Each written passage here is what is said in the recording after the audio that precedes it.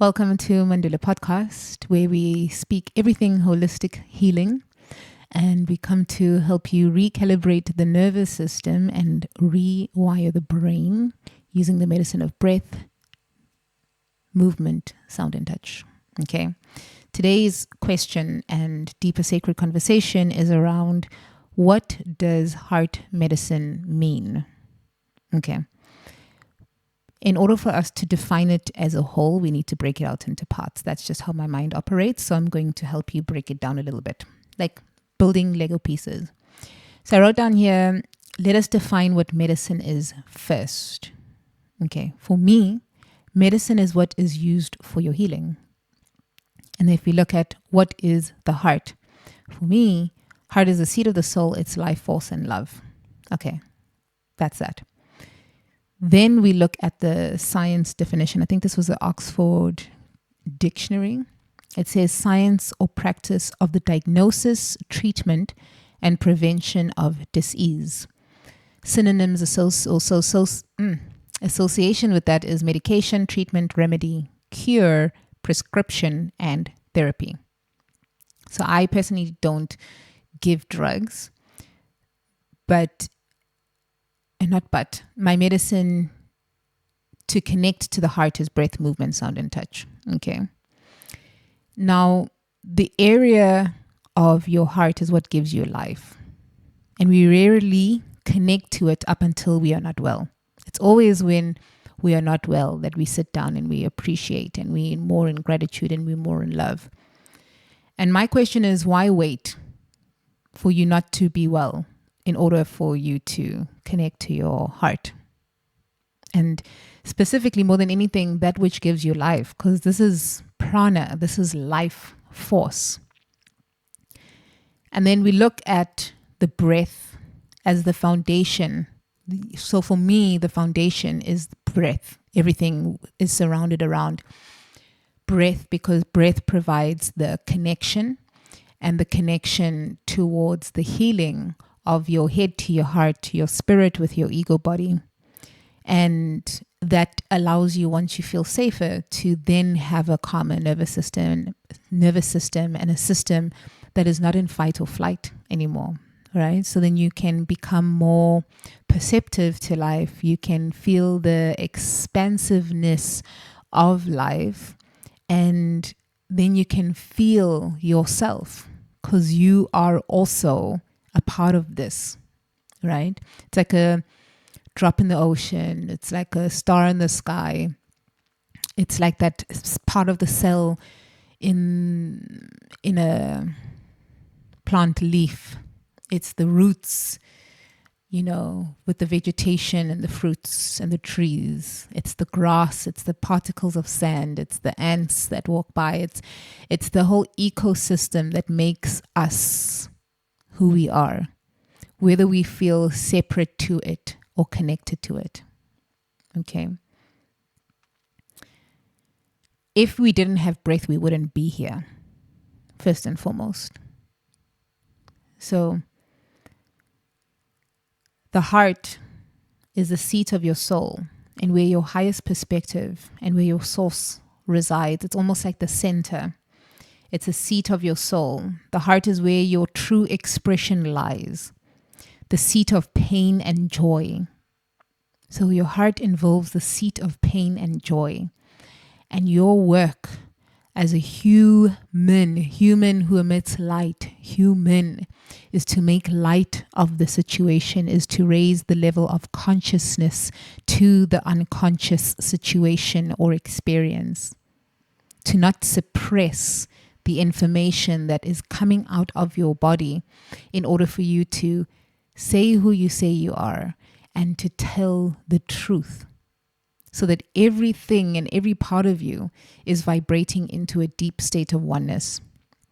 So in the seat of your heart, where the energy of pain and joy reside, and the energy of pain and joy are in relationship, it involves alchemy, and it involves the changing of any low vibration into the highest vibration possible.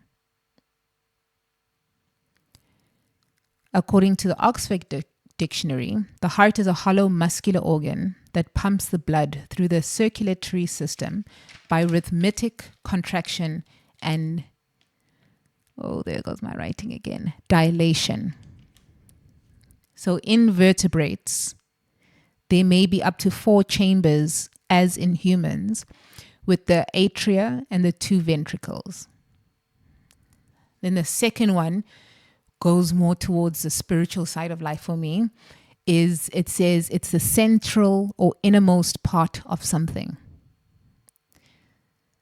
Then when we look at what is the central and innermost part of something, the heart is associated with emotions, with feelings, with sentiments, with soul, with mind, with love, with affection, with passion, with compassion, with humanity, with spirit, with center, with core. Now, all those things are unseen things up until they materialized as in a form of idol.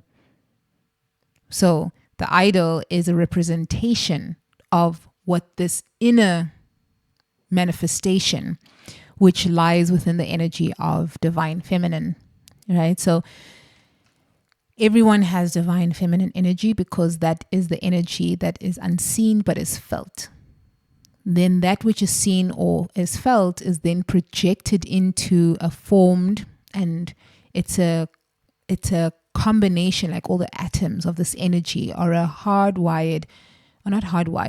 it's a more fixed form of energy moving in a denser format, right? That's how physical manifestation comes from the projection. Because if you understand that this is a hologram, right? So you at the center, but at the center lies the life force that you and your gifts are here to empower other people. Like your voice is needed for certain people who need your medicine, right? And then from that center, it gets projected out into a condensed form, materialized. So then, hence why your manifestations, you could be thinking about something, and it always goes into, when you think about something, it creates a certain emotion. So then let's look at heart chakra. In the yogic studies and I guess you can connect it to the mystic and the philosophical, same sort of WhatsApp group-ish. It is a form of science that doesn't necessarily have to be proven physically. Science does. Science needs formulas. Science needs projection. Science needs predictability. Science needs a sense of safety. Hence why when people study dark matter, they can't explain it because there's nothing that can give a formulaic formula. There's no formula basically that can help you understand. You have to feel it. So there's rarely going to be a sufficient amount of physical evidence that gives you that innermost joy and love and connection that you need to feel from the inside. Okay, so heart chakra, in the bodies, in the physical bodies, there are many chakras, but we basically use the main 7 that aligns vertically from the base of your feet all the way to the crown of the head. And you got to think that the heart is the 4th chakra. Okay. Now within the heart chakra, if there's 3 below that are governing your physical body and 3 above the heart that are governing your spiritual body, the heart is the connector between those 2. That is the medicine that I work with. That which connects your head to your heart, which connects to the wisdom of your body. So the chakras are these energetic wheel centers. So it's all, remember, you are energy, you are hue. Hue is light. So you emit light. So as you are emitting light, if it is not within alignment of your higher self to your lower self, it is going to be out of balance. So that energy center is going to move out of whack. Hence why there would be things like your nervous system being out of whack and you're not feeling at your sort of like optimum health. So it affects the chakras energetically, affect you physically and emotionally. So heart chakra is the middle energetic center from the 7 commonly known chakras vertically in the human body. And like I said, it's the area of connection between your higher self and your lowest perspective, your spirit self and your ego, your feminine and your masculine. So everything is in relationship. If you look at yin and yang, that will also, or yang, yin and yang, there's different pronunciations there. The heart is the area where we hold the deepest truths. So within the heart, there is breath, there is movement, because like I said, we're going from low vibration to high vibration, pain and joy. And then we go into, the third one is sound. So there's a seed sound within the heart, which is yam, yam. That sound, vibration and resonance clears the energetic center towards a vibration of oneness. Basically what that means is it, using sound, pulls you into alignment, a state of alignment where you feel one, where you don't feel separate to this physical body. And then we have touch, which is emotional touch, which reaches back into breath again, of how do we learn how to alchemize the low vibration into a higher state of vibration, which the highest state of vibration that you'll ever receive is authenticity and love. Okay, love is all there is anyways, but it oscillates between the most authentic and then the most inauthentic and betrayal. Okay, which is like, it sits at the lowest spectrum of vibration. When we are not speaking our truth, that means you are misaligned, because you are not emitting light that is connecting you to your higher self. And this is what gives you anxiety, because then you are relying on head space versus heart space. And that's the heart medicine. The head is filled with conditioning. The head is the computer system that is calculating according to your understanding that you have been, that you see through knowledge, right? Knowledge is the past. Knowledge is different people's experiences over time that have formed a certain way, a certain pathway, a certain safety. And so that's a certain safety.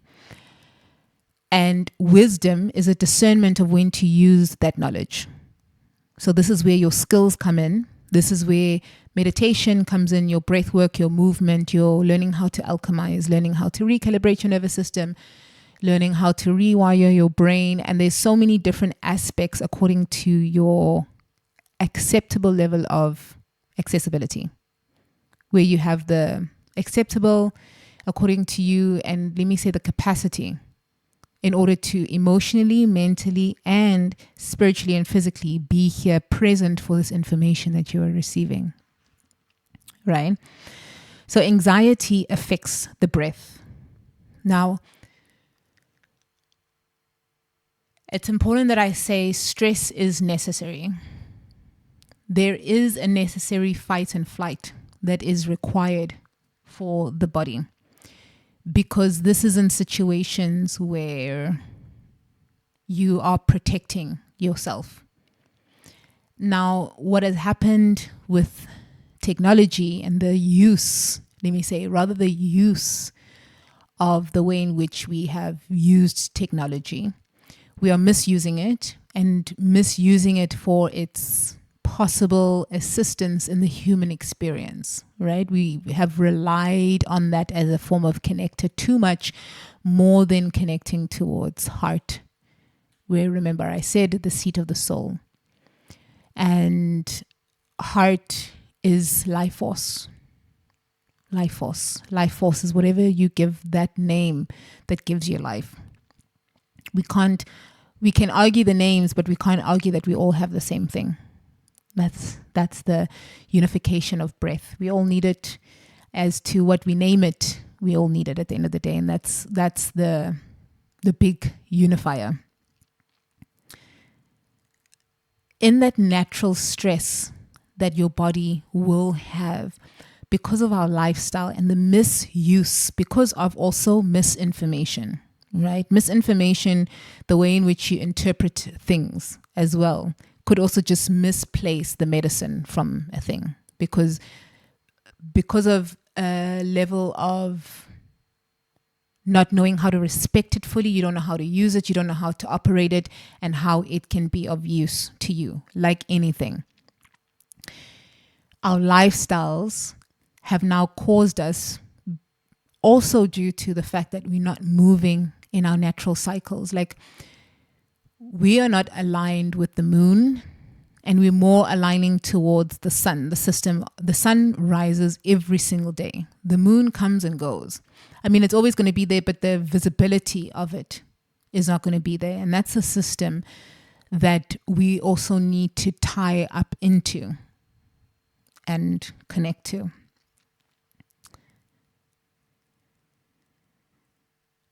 Okay, so high stress, unnecessary. Certain stress, necessary. Understanding how to shift and move and alchemize that energy so that you are not blocking the information from your breath. Because that which is in your heart, pain, will feel heavier. You'll feel denser in your chest and in your lungs. You'll experience an inability to take a full breath in. What your breath in will then be, because it's operating from survival mode, you will then need your whole body to move and expand versus being still and allowing that Buddha belly, that expansion of your breath from your belly, from freedom, from letting it out and releasing it and accepting the moment as it is. When we start shrugging the shoulders, we're already in disbelief. We're already in a form of, I'm losing something. And then we are not allowing for that new to arise within us. So, when your breath is affected, then we are no longer connected head to heart, and the communication system has broken down.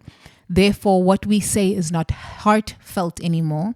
So hence why there is difficulty to connect to people, because what we are saying and how we are connecting is not heartfelt, but it's more out of fear. So it's more in the mind intellect.